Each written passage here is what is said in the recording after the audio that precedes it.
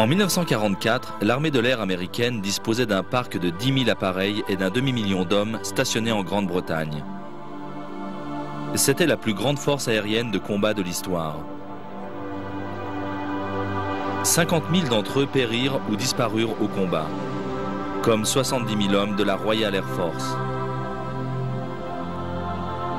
Ce film est dédié aux hommes et aux femmes de la 8e et 9e US Air Force et de la Royal Air Force qui trouvèrent la mort lors de la Seconde Guerre mondiale.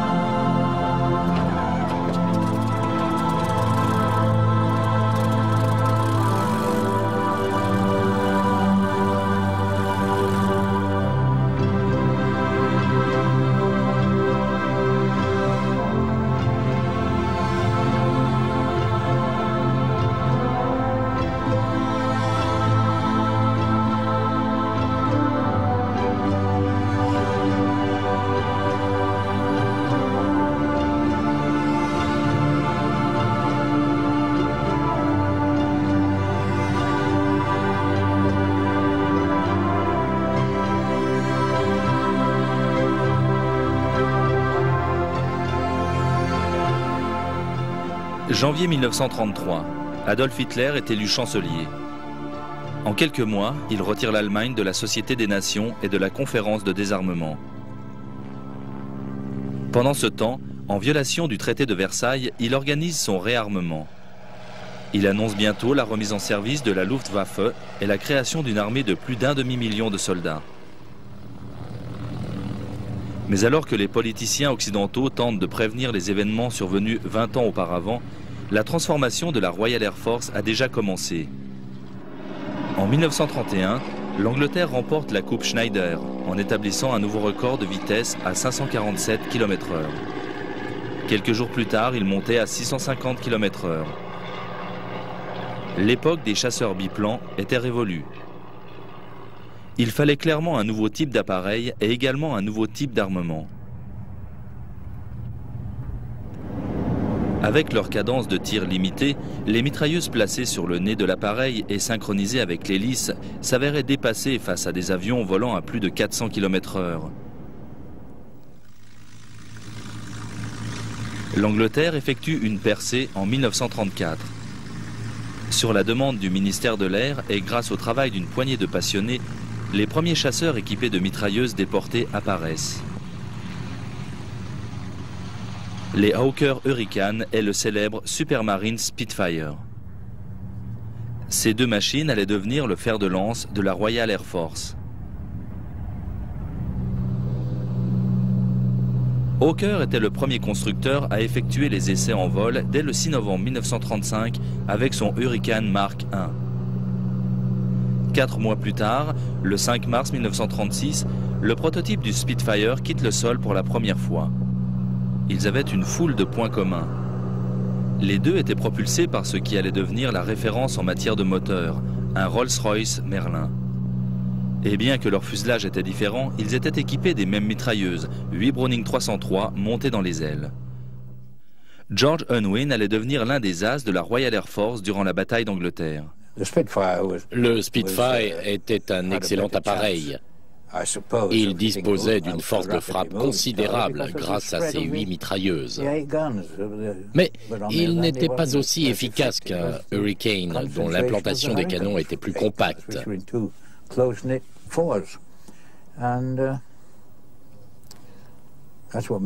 C'est grâce à cela que cet appareil était si performant face aux bombardiers ennemis. C'était sa grande spécialité. Les bombardiers passaient un sale quart d'heure face à lui. C'était un appareil très robuste, mais aussi très lent. Lors de la bataille d'Angleterre, on pouvait compter près de 3 fois plus de Hurricanes que de Spitfire. Mais l'élégance de ce dernier allait devenir le symbole de toute une nation. Il avait été conçu pour vaincre et ses performances dépassaient presque l'entendement. Le premier groupe à être doté de cet appareil était la 19e escadrille, basée à Duxford. Le premier vol aux commandes du Spitfire allait réserver des surprises aux pilotes accoutumés aux performances poussives des biplans comme le Gloster Gauntlet. C'était l'une des expériences les plus effrayantes de ma vie. Mais on s'est beaucoup amusé. C'était un vrai défi à relever parce que nous étions parmi les premiers à voler à bord. On n'avait que peu d'informations sur ces performances. Il y avait un bout de papier indiquant la vitesse de croisière, de décrochage et de vol plané. Et c'était tout. On avait également la vitesse maximum volet-sortie et la charge utile. Et il fallait faire avec. Johnny Johnson, le pilote le plus titré du Royaume-Uni et du Commonwealth durant toute la Seconde Guerre mondiale, avait été impressionné par le Spitfire. Il garde un souvenir impérissable de son premier vol à ses commandes.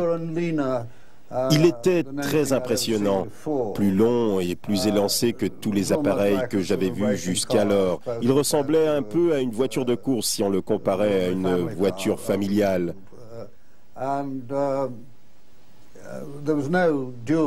Il n'existait pas de modèle double commande.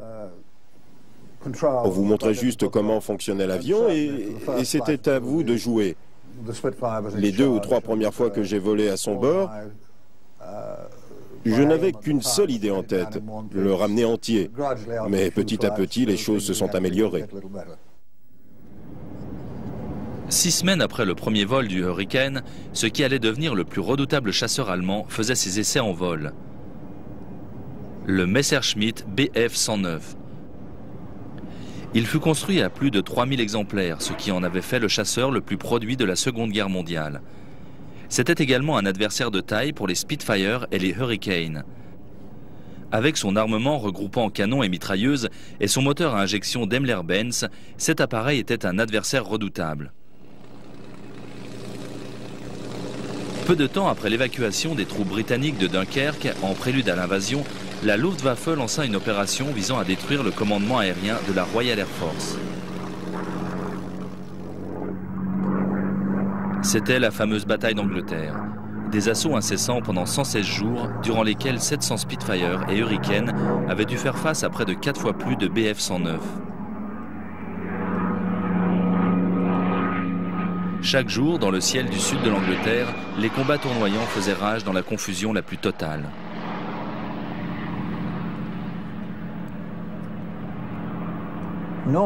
Habituellement, une fois le combat engagé, vous abattez votre adversaire. Et ensuite, vous dégagez pour éviter de vous faire abattre. Mais dans cette bataille, il était rare de finir contre l'ennemi face auquel vous aviez commencé, à moins que vous ne le touchiez sévèrement dès le début, ce qui laissait peu de chance aux pilotes parce que ces pauvres gars étaient assis sur le réservoir d'essence. Si les Bf-109 étaient supérieurs aux Hurricane face aux Spitfire, le combat n'était certes pas gagné d'avance. Le plus souvent possible, les Hurricanes se lançaient à l'attaque des bombardiers pendant que les Spitfire s'occupaient de leur escorte de chasseurs. Lors de la plupart des engagements, les Spitfire avaient l'avantage sur les Bf-109. Les Messerschmitt devaient descendre pour défendre leurs bombardiers. C'était leur seule option. Une fois à notre hauteur, on avait l'avantage grâce à notre maniabilité. Les pilotes de Bf-109 tentaient d'échapper aux Spitfire en piquant vers le sol. Ils retrouvaient alors l'avantage grâce à leur moteur à injection face aux Merlins dont l'alimentation ne suivait pas.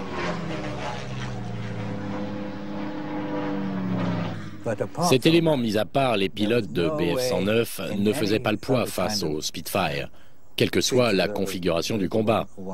Et ils en avaient conscience.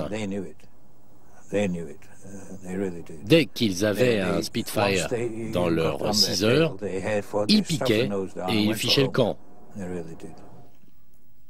Mais ça n'a pas toujours été aussi simple. Aux commandes de son Spitfire immatriculé P9546, George Unwin est abattu par un bombardier allemand. J'ai toujours eu honte de cet épisode. J'allais attaquer un dornier isolé au-dessus de l'Essex. J'étais concentré sur ma cible. Et tout à coup, j'ai vu un trou dans ma verrière, un trou assez gros au bord bien net. Et mon moteur a commencé à fumer. Je n'arrivais pas à me dire si j'étais mort ou blessé ou quoi que ce soit. Je voyais ce trou devant moi. Mais la balle avait été arrêtée par le verre par balle et avait fini tout simplement à mes pieds. Et oui, à mes pieds. George réussit à se poser dans un champ près de North Weald et se retrouve à nez avec les baïonnettes des soldats anglais. À une autre occasion, volant à 20 000 pieds, il aperçut une escadrille ennemie volant en contrebas. Il l'observa longuement, attendant en retrait, espérant apercevoir un bombardier en maraude. Ce que j'avais oublié, c'est que le bombardier que j'attendais avait une escorte devant laquelle je me suis retrouvé. Et en quelques minutes, je me suis vu entouré de Messerschmitt volant dans tous les sens. Je fis alors un virage rapide en espérant que tout aille bien. Et chaque fois que j'en croisais un, j'ouvrais le feu. J'en ai touché 2. J'ai plongé à la verticale pour m'échapper et je suis rentré au bercail. Et croyez-moi, j'étais soulagé d'y arriver. C'est de ma faute, je n'aurais jamais dû sortir comme ça. La bataille progresse en même temps que les polémiques qui l'ont entouré. Lorsque le commandement se voit divisé en 4 départements distincts, c'est sur le 11e groupe basé dans le sud que les attaques de la Luftwaffe porteront le plus. Se reposant sur le nouveau type de radar permettant d'anticiper l'arrivée et le brouillage d'escadrilles ennemies, le responsable du 11e groupe, le général Kate Park, préfère envoyer de petits nombres d'appareils en interception. En formation restreinte, ces appareils peuvent être en l'air très rapidement, mais sont également très vite dépassés en nombre par les escortes de bombardiers.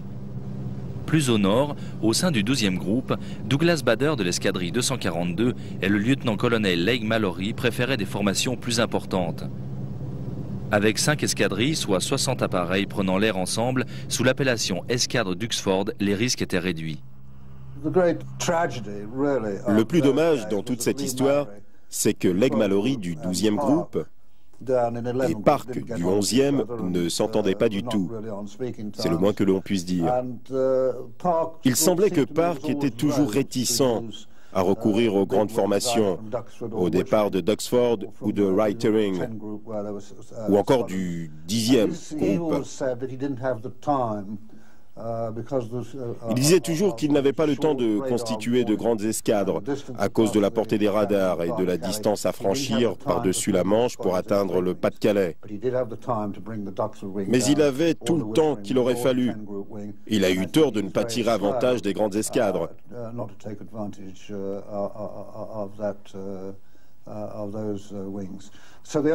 Au résultat, l'expérience a prouvé qu'il y avait fort à faire pour les 2 types d'escadres, les massives comme les plus flexibles, mais Park ne tirait pas les bénéfices des plus grandes.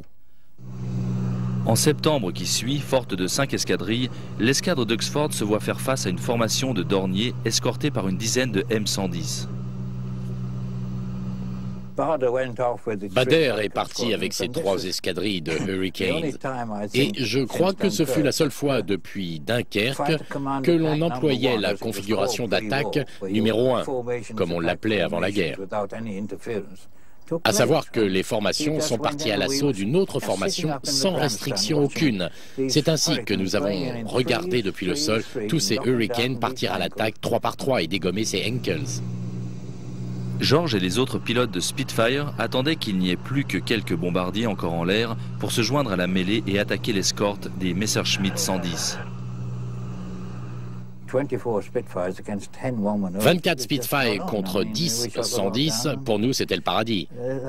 C'était rarissime de voir la Royal Air Force surpasser les Allemands sur le point de vue numérique. 60 de nos appareils contre 40 des leurs, dont 30 bombardiers. Si ça avait été plus souvent comme ça, on aurait gagné la guerre plus tôt. Mais les grandes formations n'étaient pas les seules causes de polémique.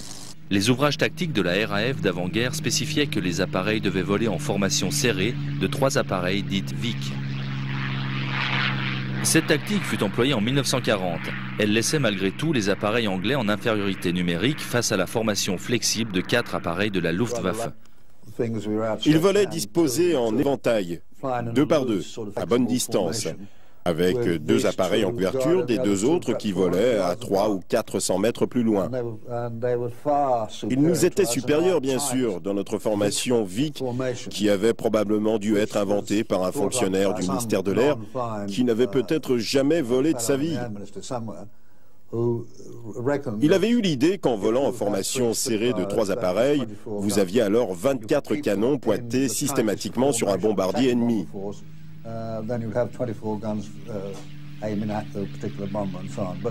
Mais c'était une tactique stupide, et le fonctionnaire qui a eu cette brillante idée est probablement responsable de la mort de nombreux jeunes pilotes en 1940.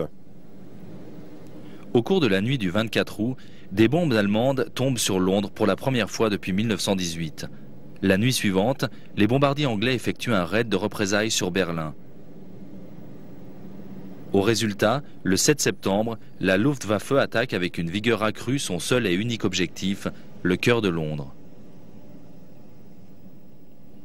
Ce qui diminue la pression exercée sur les bases aériennes et donne à l'état-major suffisamment de répit pour préparer davantage d'opérations sur l'Allemagne. En quelques semaines, la RAF réussit à porter un tel coup aux ressources et au moral allemand qu'entre le 15 et le 17 septembre, Hitler renonce indéfiniment à envahir l'Angleterre.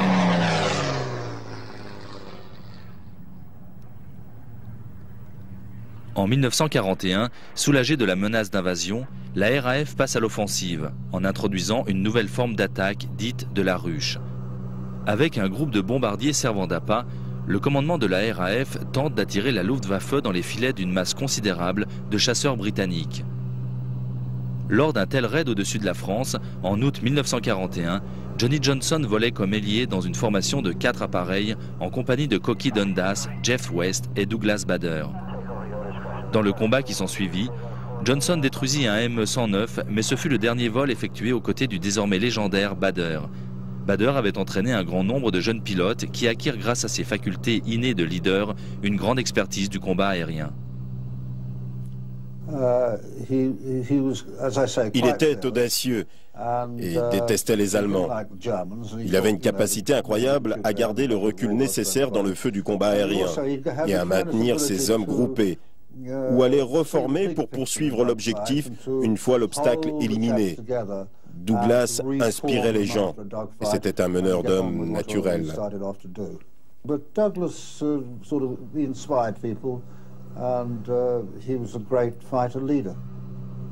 Douglas Bader avait dû s'éjecter de son Spitfire au-dessus de Saint-Omer. Sans l'appui de ses ailes, il est rapidement capturé et envoyé au fameux camp de détention de haute sécurité des pilotes alliés, le Stalag Luft 3. Alors que la guerre semblait s'éterniser, les avancées de la technologie de combat étaient à l'avantage soit d'un camp, soit de l'autre. En 1940, le Bf-109E était légèrement supérieur au Spitfire Mk1. Et en 1941, le Mk5 et le 109F se valaient plus ou moins. Ensuite est arrivé le Focke-Wulf 190, qui était de loin supérieur au Spit. En 1943, le Spitfire Mk9 est apparu. Il dominait toute la flotte aérienne allemande. D'année en année, la balle changeait de camp et en 1944, les Allemands ont créé le chasseur à réaction ME-262, et là nous n'avions rien à leur opposer. Présenté en 1942, le Gustav 109G était reconnu comme étant la meilleure variante du redoutable Messerschmitt. Avec un moteur Daimler-Benz 605 amélioré, il était devenu l'appareil le plus fabriqué de tous. Mais l'étonnant développement du Spitfire lui a valu d'avoir été produit tout au long de la Deuxième Guerre mondiale.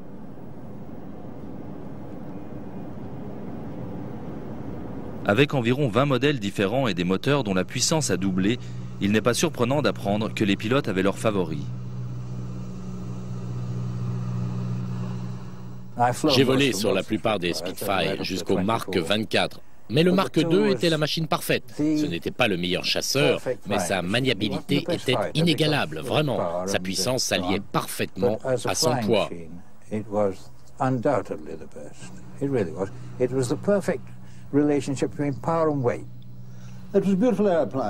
C'était un très bel avion. j'ai eu l'occasion de le piloter sous presque toutes ses versions. Dès le Mark I, nous avions fini la guerre avec un Mark XIV équipé du moteur Griffin. Mais le Mk9 était le meilleur. Entre lui et moi, ça relevait presque de l'histoire d'amour. Bien manié, c'était un très bel avion. Il surpassait n'importe quel appareil allemand. Le Spitfire 9 était plus rapide et pouvait aller plus en altitude que les avions allemands. C'était vraiment un appareil hors pair. À l'instar du Gustav, le Mark IX est entré en service en 1942. Transformé à l'aide d'un moteur Merlin gonflé à 2 étages, il est devenu l'avion le plus largement utilisé, représentant presque le tiers de tous les Spitfire conçus avec un moteur de ce type. Hormis son nez légèrement différent, il ressemblait à s'y méprendre au Mk5. Les pilotes de Focke-Wulf 190 qui les confondaient pouvaient le payer de leur vie.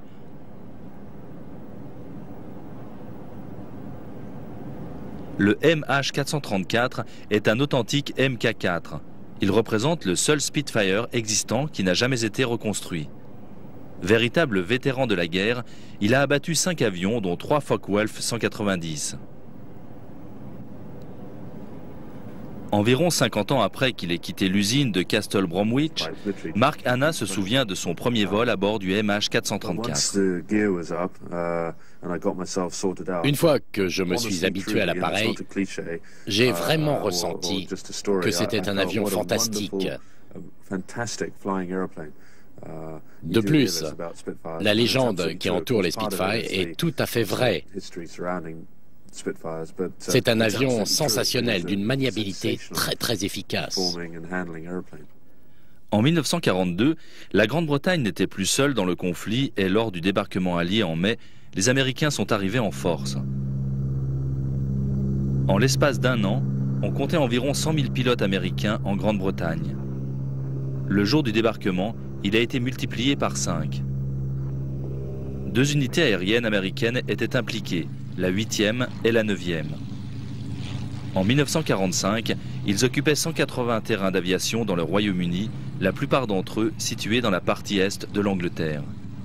Leur nombre augmenta régulièrement. La 8e unité était à elle seule capable de déployer 3000 appareils lors d'opérations d'une seule journée. Elle est devenue connue sous le nom de Mighty Eighth.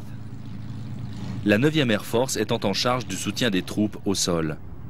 Le rôle principal de la 8e Air Force était le bombardement stratégique de jour sur l'Europe occupée, en parallèle des opérations de nuit menées par les bombardiers de la Royal Air Force. La Mighty Eight était composée de 3 compagnies totalement autonomes. À leur apogée, elle se divisait en 15 groupes capables de fournir 41 escadrilles d'escorte aux bombardiers lourds américains. Les B-24 Liberator et les B-17 Flying Fortress. Bien que le récent B-24 avait un rayon d'action plus important et un armement en bombes à cru, c'est le plus ancien B-17 qui constituait la force majeure du contingent de bombardiers. La masse importante de la forteresse volante inspirait confiance à son équipage composé d'une dizaine d'hommes. C'était comme dans un rêve. Il était stable, il se comportait à merveille en vol. Comme en situation de combat.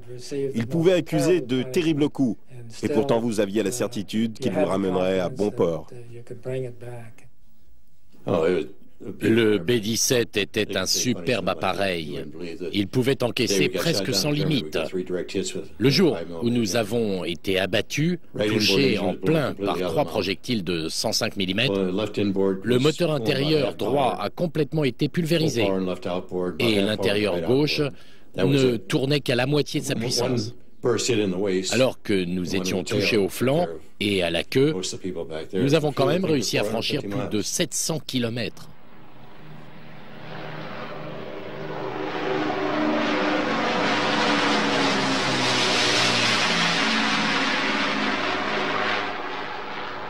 Alors que les opérations de jour menées par les B-17 augmentent d'intensité, les bombardiers lourds de la RAF multiplient eux aussi leur activité nocturne. Le plus populaire et efficace de ces bombardiers anglais était le Avro Lancaster. Dérivé du bombardier Manchester bimoteur, sa conception relève en quelque sorte du hasard. En apprenant qu'un stock important de moteurs Merlin était disponible, le chef ingénieur de Avro rallongea les ailes de ses appareils et en fit des quadrimoteurs. Le premier Lancaster fit son vol d'essai le 31 octobre 1941. Ses performances étaient absolument formidables. Sa vitesse maximale atteignait les 460 km/h. Il détenait également le record de capacité d'emport de charge de tous les bombardiers de la Seconde Guerre mondiale. C'était le seul appareil à pouvoir embarquer la fameuse bombe Grand Slam de 9980 kg. Au moment où le dernier Lancaster sortait des chaînes de montage, près de 7500 exemplaires avaient été produits.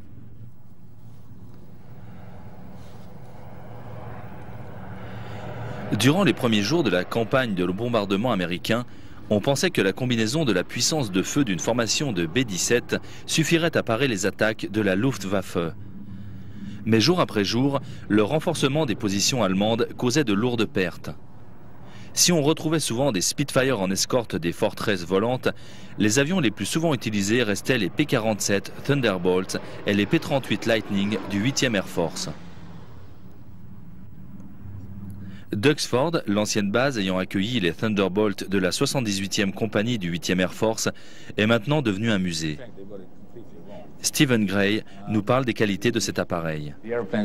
C'était un avion formidable. Il était très agile dans tous les axes, très maniable en général. Il ne valait mieux pas se retrouver face à lui, à basse altitude, mais il était principalement utilisé à haute altitude. Avec son Pratt & Whitney en étoile, le Thunderbolt était le premier chasseur américain de plus de 2000 chevaux et s'avérait particulièrement fiable.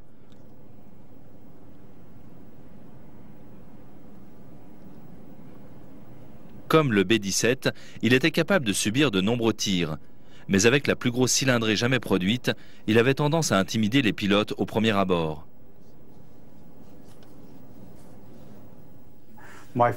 La première fois que j'ai vu un P-47, j'étais encore cadet, en phase finale de formation. J'avais quelques heures de vol et on m'a dit « Voici un P-47 ». J'étais nez à nez avec ce monstre et je me suis dit que je ne mettrais jamais les pieds dans ce piège. Je ne voulais pas me retrouver aux commandes d'un engin aussi imposant. Je voulais plutôt un Mustang, un Air Cobra, un King Cobra ou même un Lightning. Je suis allé à Bâton Rouge et j'ai été affecté à un Thunderbolt. Et voilà. Mais j'en suis très vite tombé amoureux. C'était un appareil fabuleux.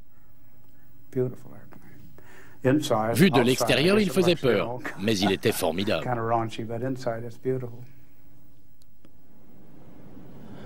Aux côtés des P-47 du Mighty 8, on trouvait les fabuleux Lightning. Le premier avion de combat produit par le fabricant californien Lockheed. Le P-38 présentait un bon nombre d'innovations. Dans son cahier des charges, l'US Army demandait un appareil capable d'atteindre 670 km/h.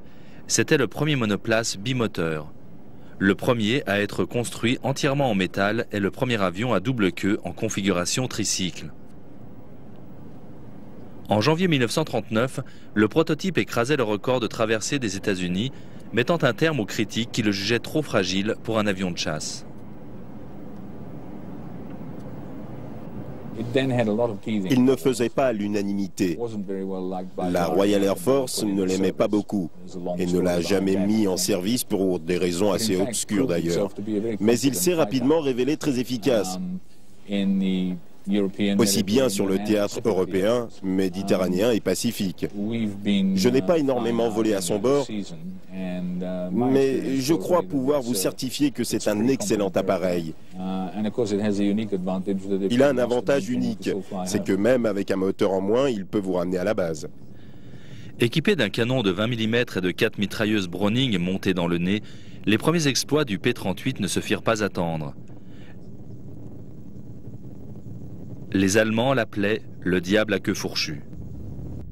Doté d'un seul canon hispano et de 4 mitrailleuses Browning disposées dans le nez de l'appareil, un P-38 Lightning abattit un Focke-Wulf 200 quelques minutes seulement après l'entrée en guerre des États-Unis. Les Allemands allaient le baptiser le démon à queue fourchue. Le premier as du P-38 Lightning fut l'intrépide Jack Ilfrey, surnommé Happy Jack. Avec un total de 8 appareils ennemis détruits en mission, Jack avait été mobilisé puis réengagé pour totaliser 528 heures de combat en 142 missions. Lors d'un combat aérien au-dessus de Berlin, il abattit 2 ME-109. Bien que l'un des deux appareils percutât son P-38 et lui arracha 1 mètre de son aile droite, Jack fut capable de ramener son appareil en Angleterre. Sur un total de 10 000 P-38 construits, cet appareil peint aux couleurs de Jack et qui figure dans la Fighters Collection est le plus ancien des 6 derniers P-38 à pouvoir encore voler. Au cours de son premier tour de service, Jack a participé au débarquement en Afrique du Nord, où les armées du renard du désert, comme on surnommait le maréchal Rommel, subissaient les assauts redoutables d'un autre appareil américain, le Curtiss P-40 Kitty Hawk. Le plus récent des chasseurs Curtiss à être utilisé par la RAF, le Kitty Hawk est largement sous-estimé par les historiens. Je pense que la raison principale pour cela était la qualité de son moteur, comparable à celui des premiers Spitfire. Si on avait dû combattre exclusivement avec des Spitfire pendant toute la durée de la guerre, cet avion n'aurait peut-être pas eu la réputation qu'il a aujourd'hui. Mais le Kitty Hawk n'a jamais eu d'autre moteur que celui des origines, à la seule exception du modèle F, qui avait été doté d'un moteur Merlin.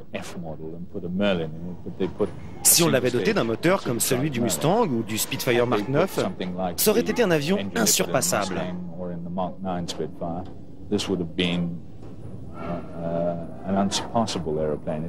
Il a de superbes ailerons et il est extraordinaire en situation de combat. Il était armé de façon efficace et jouissait d'une conception avancée et d'une construction robuste. Très efficace, il était très populaire auprès des combattants en Afrique du Nord et cet appareil supportait des conditions très rigoureuses.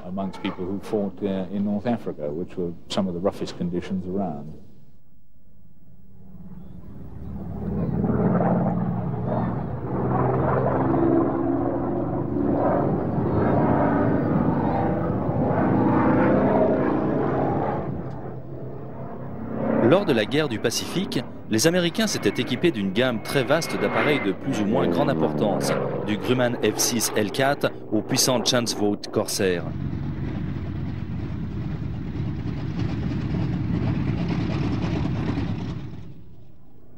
Sa taille et sa puissance ont fait du F-6F un excellent appareil offensif et son blindage lui permettait de supporter les coups qu'on lui portait et ce mieux que ne pouvaient le faire ses assaillants japonais. L'intervention des Hellcats en été 43 fut décisive dans le renversement de la supériorité aérienne dans le Pacifique. Le prétendument invincible Zéro japonais ne régnait plus en maître des cieux. Premier avion à dépasser les 600 km/h, le F-4U Corsair était plus rapide que le Hellcat. Mark Hanna établit une comparaison entre le Corsair et le Zéro. Le Zéro était léger, très manœuvrable, presque applicable aux acrobaties aériennes. Sa puissance était de 1000 chevaux. Il était très manœuvrable, mais au final assez lent. Avec le Corsair, vous aviez un moteur très puissant pour l'époque, doté de la plus grande hélice disposée sur un monomoteur. Il était blindé, sa capacité en carburant était très grande. Il était rapide, mais moins manœuvrable. En combat aérien, les Corsaires ne tenaient pas face aux Zéro dans les virages et en poursuite. Ils évitaient donc soigneusement ces manœuvres. Ils étaient plus efficaces en attaque à grande vitesse. Ils prenaient de l'altitude pour descendre à pleine vitesse sur leurs adversaires et remontaient ensuite, ce qui leur conférait un avantage certain sur les Zéro, qui étaient trop lents pour répliquer.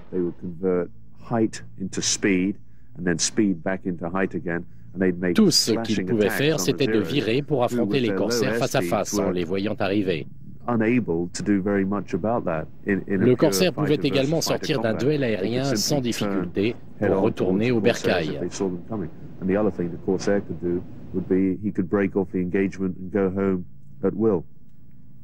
Et je dois dire que lorsque vous vous trouvez aux commandes d'un Corsair, vous vous sentez maître d'un appareil très puissant.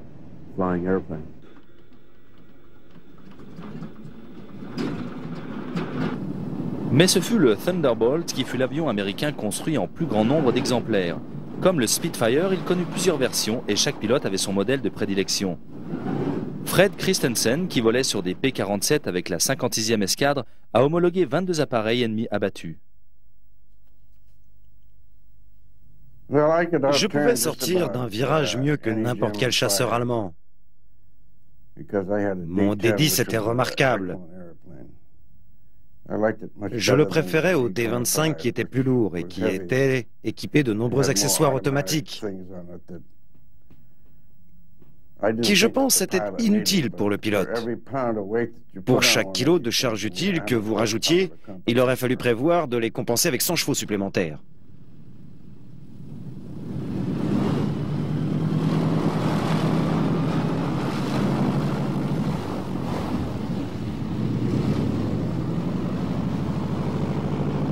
La force brute du Thunderbolt rend l'appareil idéal pour les missions d'attaque au sol.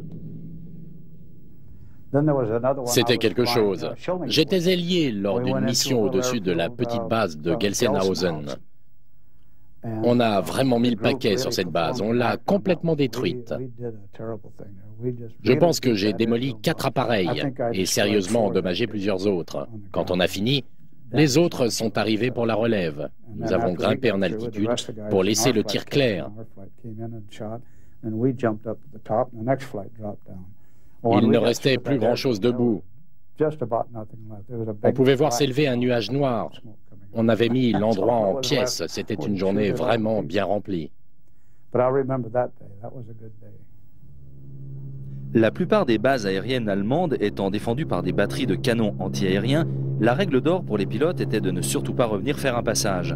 Lors d'une attaque sur un terrain de décollage à l'est de Bruxelles, Charles volait aux côtés de son chef d'escadrille, Bob Campbell. Nous avons effectué un passage au-dessus de cet aérodrome le long de la piste, à tirer sur tout ce que l'on pouvait atteindre. Après ce passage, il a voulu revenir, ce qui était formellement exclu. Je ne sais pas pourquoi il a voulu faire ça, mais c'est ce qu'il a fait, il est repassé.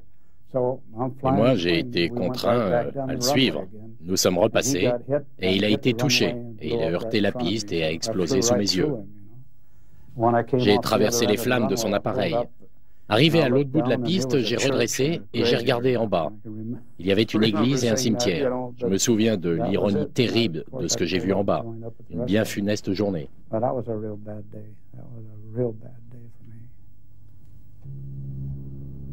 À la fin du conflit, le groupe d'attaque 56 allait totaliser le plus de missions réussies en Europe, avec plus de 1000 appareils ennemis détruits à son actif. Fred Christensen était un pilote méticuleux, allant jusqu'à vérifier chacune des balles devant être tirées depuis son appareil. Après avoir abattu 5 avions ennemis, il reçut la permission express de réduire la portée de ses canons pour approcher l'ennemi de plus près, une manœuvre particulièrement hardie.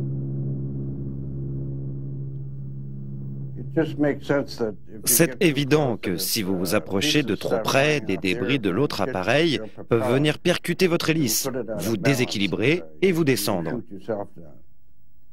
Gabreski faisait comme ça. Il plongeait sur sa cible, on voyait les débris voler partout. Je lui ai dit une fois qu'il allait se flanquer en l'air. Mais Fred lui-même est titulaire d'un record au sein de la 8e Air Force. Il a abattu à lui seul 6 avions ennemis en moins de 2 minutes. Nous escortions les bombardiers jusqu'à quelques kilomètres de Berlin. Et en nous éloignant d'eux, nous avons regardé en contrebas, par habitude, car nous ne rentrions jamais sans avoir vidé nos munitions. Et juste en dessous de nous, volaient des Junkers GU-52 rentrant vers un terrain à 80 km de Berlin.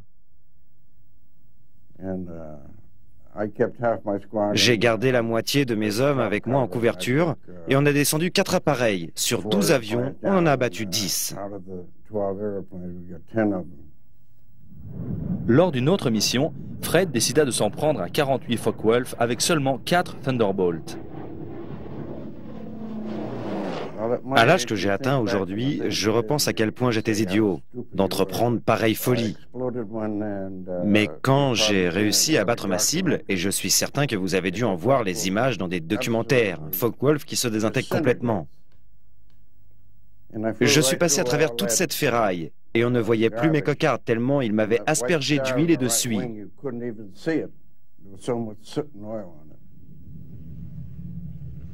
Mais à la fin de la bataille, les Américains ont abattu 6 appareils ennemis sans subir aucune perte.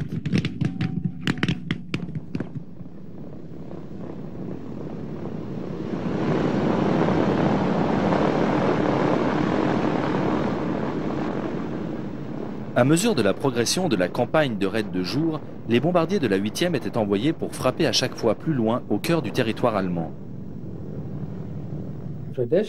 On envoyait ordinairement les nouveaux équipages se faire les dents, pour ainsi dire, sur des objectifs de logistique ennemie. Et ma première mission dans ce sens fut d'aller détruire une raffinerie à Durban, environ à 90 km au sud-ouest de Berlin.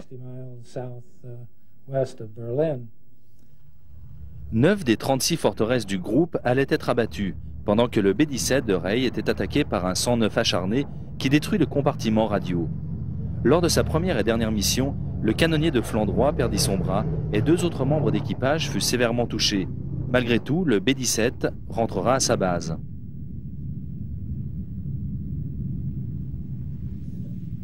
À notre arrivée à la base, les mécaniciens et les techniciens chargés de remplacer les parties criblées de balles de notre appareil m'ont raconté avoir colmaté 480 trous de projectiles dans le fuselage de notre appareil.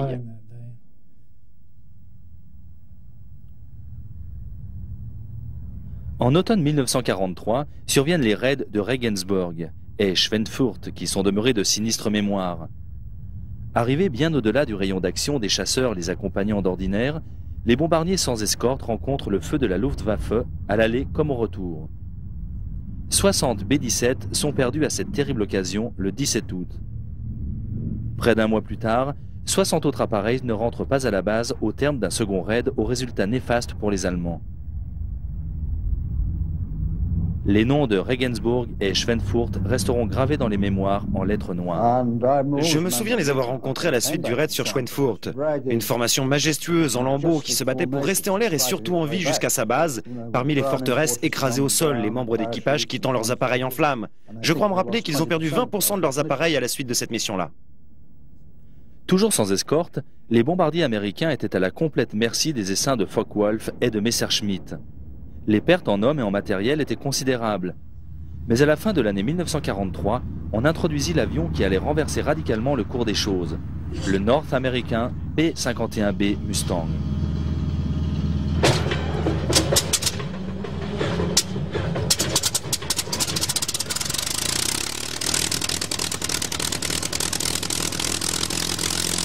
Propulsé par le moteur Rolls-Royce Merlin 61, il était supérieur en puissance à ceux des ME-109G et ce à n'importe quelle altitude. Au-dessus de 28 000 pieds, il volait à 110 km/h de plus que les FW-190. En plongée, il était plus résistant et fiable que les Focke-Wulf et les Messerschmitt. Mais de façon plus étonnante encore, il était capable d'aller accomplir ses exploits au-dessus de Berlin grâce à une autonomie accrue qui lui permettait de faire l'aller-retour sans peine.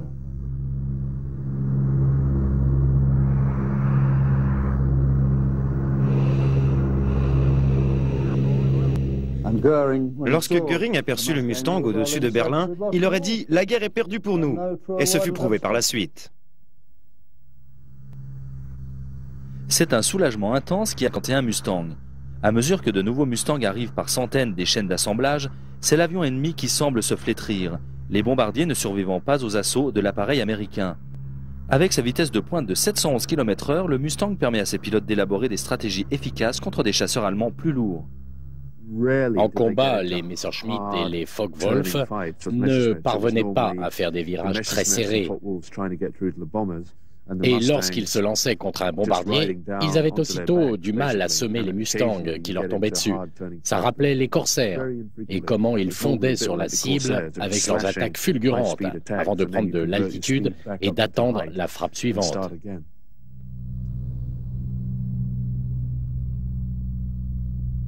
Avant peu, le Mustang avait remporté la maîtrise des airs au-dessus du territoire allemand, et ce, presque sans appui. Avec une opposition en baisse de la part des chasseurs ennemis, les bombardements au-dessus de l'Allemagne prennent un tour colossal.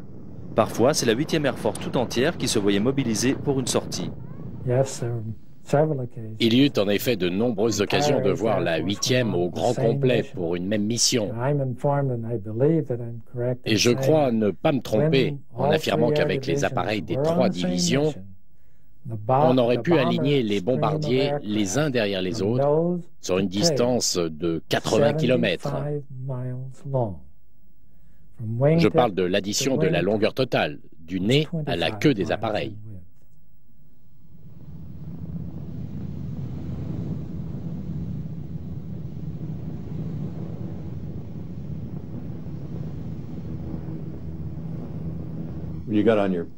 Pendant votre sortie, juste au moment où vous étiez prêt à larguer votre cargaison et qu'il n'y avait pas de moyen de quitter la trajectoire, vous voyez un véritable mur de DCA se dresser contre vous. À vous de passer au travers comme vous pouviez. C'était le moment le plus terrifiant de la mission. Si vous restiez dans l'obscurité, tout allait bien. Si vous voyez du rouge, c'est que vous n'alliez pas tarder à rencontrer des problèmes. Jim Cole était canonnier dans la tourelle sous la queue du B-17 surnommé l'œuf pourri au sein de la 390e escadrille qui perdit 8 appareils au-dessus de Düsseldorf. On regardait au dehors, là où 4 ou 5 escadrilles sont passées, peut-être à des altitudes différentes. Et les Allemands avaient développé un système de calcul du point de largage. Même s'il s'agissait de 2 escadrilles différentes, ils établissaient une visée. Et si vous étiez coincé dans le secteur, il fallait juste espérer ne plus se trouver dans la fenêtre de tir quand ils étaient prêts à faire feu.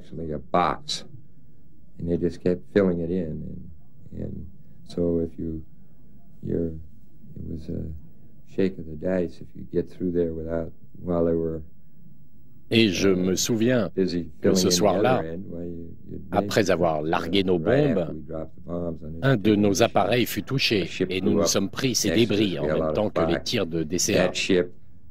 Et ça nous a complètement achevés.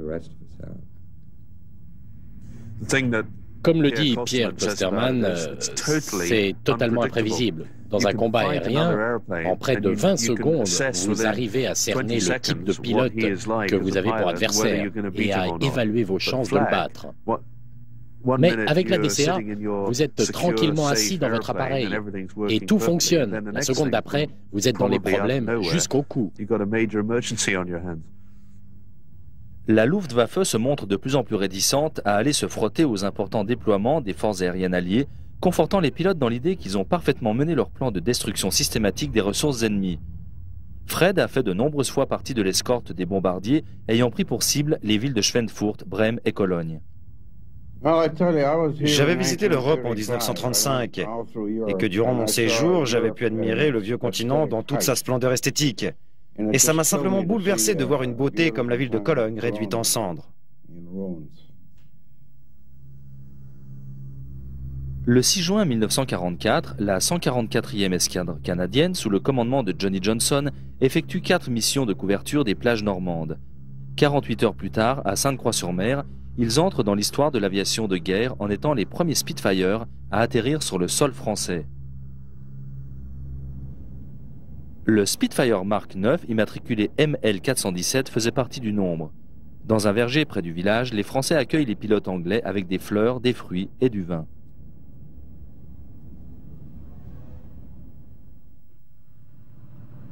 En quelques semaines, la 7e armée allemande est entraînée dans un piège meurtrier qu'aucun des témoins ne pourra oublier.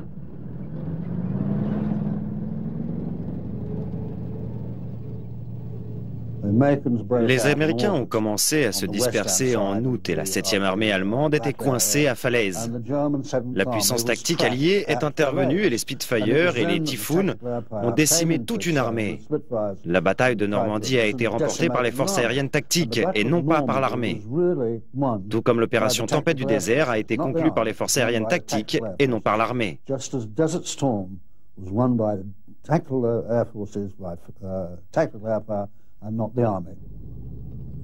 Pour les Allemands, les circonstances de Falaise étaient tragiques. 60 000 soldats furent capturés ou tués. 2000 tanks et canons furent détruits.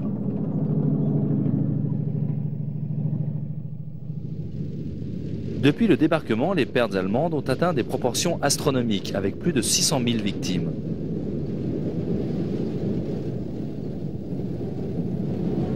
Entre le 6 juin et la fin août, les forces alliées effectuent 500 000 sorties, permettant à plus de 2 millions de soldats de débarquer en Europe. Paris est libéré le 25 août et les alliés poursuivent leur avancée vers le Rhin. Mais le 17 septembre, le désastre survient lors d'une opération au-dessus de Arnhem. Pour la 56e escadre, il s'agira du jour le plus terrible du conflit. Alors que l'escadre a été chargée de l'élimination des batteries de DCA, 39 Thunderbolts sont abattus. 8 des pilotes tombent en territoire allié, parmi lesquels Charles Rotzler.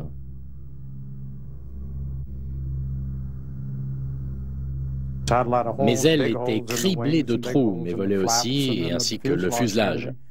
Et je m'en suis tiré jusqu'au moment où le cylindre situé sous l'appareil a pris une volée, ce qui a immédiatement neutralisé mon moteur. Ce jour-là, notre escadrille a perdu 16 appareils. Et je pense que parmi eux, on n'en a jamais revu 5 ou 6. Nous avions été très durement touchés. C'était une période très difficile.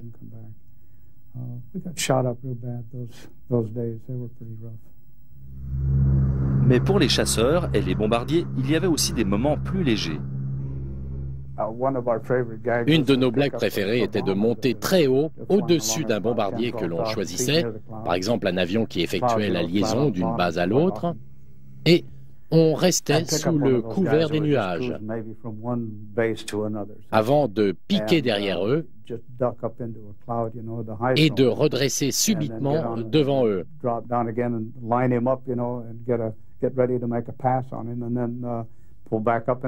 Et cela créait un déplacement d'air, tel que ça les faisait tomber de leur siège. Et je me souviens de leur tête, un jour, que je volais très près de l'un d'eux, ils me montraient le poing, et ils m'envoyaient même des trucs par les hublots.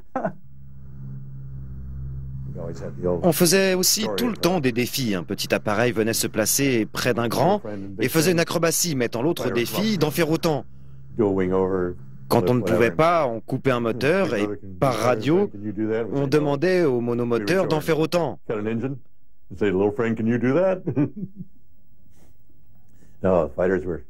On s'amusait pas mal avec les chasseurs. Rapidement, les Alliés gagnent le contrôle des cieux de l'Europe occupée. La défaite des nazis est inexorable. L'avancée de 8 mois des Alliés lancée vers Berlin est malheureusement ponctuée de la mort de nombreux pilotes. But it was a great experience, trekking through Europe, buccaneering, nomadic sort of life in your tents, marvellous chaps with you, all your own ground crew, all together, one big team, and finishing the job off. Marvellous experience. Most marvellous experience I've ever had. La Seconde Guerre mondiale demeure toujours un souvenir vivace pour ceux qui l'ont vécu. Mais l'ère des chasseurs à hélice est désormais révolue. Quelles sont alors les raisons qui poussent des passionnés à conserver aux dernières machines existant encore leur splendeur de jadis? Ce qui me motive, c'est le désir de posséder un tel appareil pour voler à son bord et me trouver au contact tangible d'un tel appareil. C'est très simple et c'est presque obsessionnel, une passion que je partage avec mon père. Et la seule façon pour nous d'augmenter notre collection est de voler autant que nous voulons, en tout cas 50 heures de vol par appareil que nous possédons, et tout simplement d'en faire notre travail, en volant en exhibition, pour des films et tout autre événement auquel nous avons l'occasion de participer. Certains estiment que le fait de collectionner des appareils de la Seconde Guerre mondiale contribue à faire l'apologie de la guerre en général. En fait, ces avions sont le symbole des derniers sursauts des combats d'homme à homme, par contraste avec les conflits d'aujourd'hui où on se contente d'appuyer sur un bouton pour faire partir un missile. C'était l'une de leurs caractéristiques. Mais pour moi, l'attrait de ces appareils réside dans le fait que c'étaient là les derniers spécimens d'une technologie très élaborée à l'époque et aujourd'hui totalement disparue. Je tiens toujours à souligner que les hommes qui pilotaient ces appareils sont de véritables héros, dont on ne chante plus les louanges aujourd'hui, mais sans lesquels nous ne serions pas là. C'est la moindre des choses que de leur adresser un remerciement et de les faire sortir de l'ombre, ne serait-ce qu'un instant.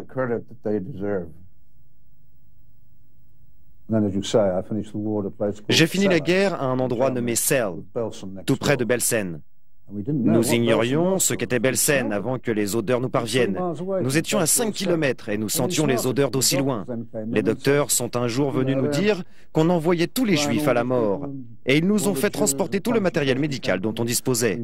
Et c'est comme ça qu'on s'est rendu compte de toute l'horreur du régime nazi. Nous étions donc plus qu'heureux d'avoir pris part au démantèlement de cette dictature.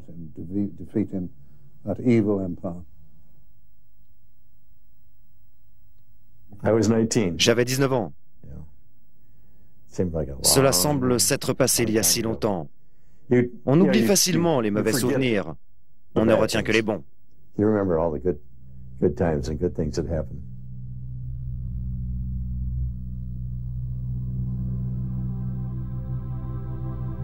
Les escadrilles s'envolaient dans un bruit de tonnerre, emportant leurs pilotes et leurs charges mortelles vers des faits d'armes qui résonnent encore dans leur mémoire.